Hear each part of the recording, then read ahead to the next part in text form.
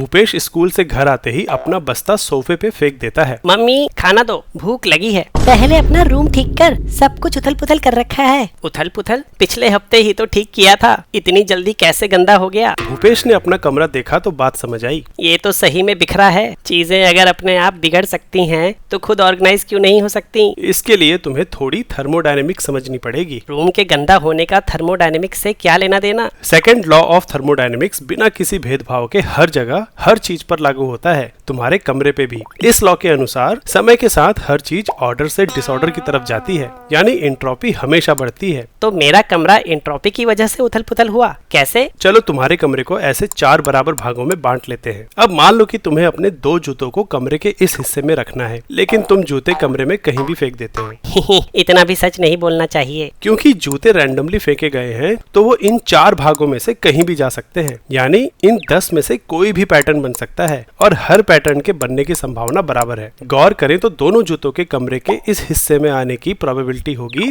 3/10। यहाँ हम देख सकते हैं कि कमरे में जूतों के ऑर्गेनाइज होने की प्रोबेबिलिटी कम है और फैलने यानी डिसऑर्गेनाइज होने की ज्यादा। अगर हम जूतों का नंबर और कमरे का साइज बढ़ाते जाएं तो सारे जूतों के कमरे में एक तरफ गिरने की संभावना कम होती जाएगी और बराबर फैलने की प्रोबेबिलिटी उससे कहीं ज्यादा होगी। यहाँ हम जूतों को गैस मॉलिक्यूल्स या एनर्जी पैकेट्स की तरह इमेजिन कर सकते हैं, जो रैंडमनेस बढ़ाने के लिए पूरे स्पेस को ऑक्यूपाई कर लेते हैं। ऐसा इम्पॉसिबल तो नहीं कि गैस या हीट एक तरफ ज्यादा और दूसरी तरफ कम हो, पर उसकी प्रोबेबिलिटी इतनी कम होती है कि हम वैसा होते हुए देख नहीं पाते। यानी तुम्हारे रूम का अपने आप ऑर्गेनाइज होना इम्पॉसिबल तो नहीं, लेकिन इम्प्रॉबेबल जरूर है। कमरा अभी तक साफ नहीं किया। मम्मी कमरा गंदा नहीं है, बस इसकी एंट्रोपी ज्यादा है। तो थोड़ा काम करो और एंट्रोपी कम करो। तुम्हें क्या लगता है वर्क करने से सिस्टम की एंट्रोपी कम हो सकती है? ऐसे वीडियोस बनाते वक्त कोई कॉन्सेप्चुअल डाउट आता है तो क्या करते हो? एआई से पूछ लेता हूँ। एआई टीचर की तरह पढ़ा सकता है? हाँ, लेकिन सवाल तुम्हें खुद पूछने पड़ेंगे। तो क्या सवाल पूछ के पूरा सिलेबस कवर कर सकते हैं? हाँ बिल्कुल। कैसे?